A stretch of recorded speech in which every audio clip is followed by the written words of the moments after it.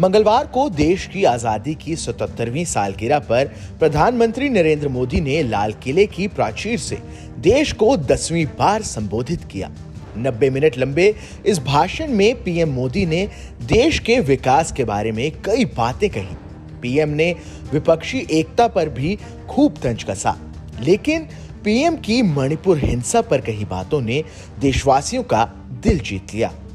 PM ने अपने भाषण की शुरुआत ही मणिपुर में हो रही हिंसा से की। पीएम मोदी ने कहा, पिछले कुछ समय से मणिपुर में हिंसा का जो दौर चला, कई लोगों को हिंसा का शिकार होना पड़ा। मां बेटियों के साथ अत्याचार हुआ, लेकिन कुछ दिनों से शांति की खबरें आ रही हैं। पीएम ने आगे कहा कि देश मणिपुर के साथ है। केंद्र सरकार राज्य के साथ मिलकर समाधान के प्रयास कर रही है और करती रहेगी। कुछ सप्ताह नॉर्थ ईस्ट में, विशेषकर मणिपुर में और हिंदुस्तान के भी अन्य कुछ भागों में, लेकिन विशेषकर मणिपुर में जो हिंसा का दौर चला, कई लोगों को अपना जीवन खोना पड़ा। मां बेटियों के सम्मान के साथ खिलवाड़ हुआ, लेकिन कुछ दिनों से लगातार शांति की खबरें आ रही हैं। देश मणिपुर के लोगों के साथ है। देश मणिपुर के लोगों को पिछले कुछ दिनों से जो शांति बनाए रखी है, उस शांति के पर्व को आगे बढ़ाए और शांति से ही समाधान का रास्ता निकलेगा और राज्य और केंद्र सरकार मिलकर के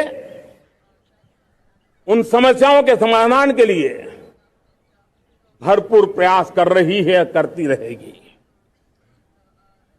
मेरे प्यारे, देश की एकता पर पीएम मोदी कहते हैं कि घटना मणिपुर में होती है तो दर्द महाराष्ट्र में होता है। 90 मिनट के अपने भाषण में प्रधानमंत्री ने भारत को विकासशील राष्ट्र से विकसित राष्ट्र बनाने का पूरा प्लान देश की जनता के बीच रखा। पीएम ने कहा कि मैं आज आपसे कुछ मांगता हूं। 2047 में भारत का तिरंगा विकसित भारत का तिरंगा होना चाहिए। रत्ती भर भी पीछे नहीं हटना है। जो देश सोने की चिड़िया कहा जाता था, वो फिर से क्यों ना खड़ा हो जाए। 2047 में मेरा देश विकसित देश बनकर रहेगा। ये बात मैं अपने देश के संसाधनों, सामर्थ्य और 30 की उम्र से कम लोगों के दम पर कह रहा हूं। पीएम मोदी ने कहा कि रिफॉर्म, परफॉर्म और ट्रांसफॉर्म से देश बदल रहा है। पीएम मोदी ने अपने भाषण में विपक्षी दलों के गठबंधन इंडिया और कांग्रेस पर भी बिना नाम लिए तंज कसा। परिवारवाद का जिक्र करते हुए पीएम मोदी ने कहा, देश के लोकतंत्र में एक बीमारी आई है, परिवारवादी पार्टी। इनका एक ही मंत्र है, परिवार को परिवार के लिए, परिवार के द्वारा।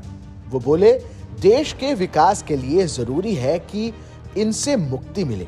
सामाजिक न्याय को किसी ने तबाह किया है तो वो तुष्टीकरण ने किया है। Bureau report, team news nation.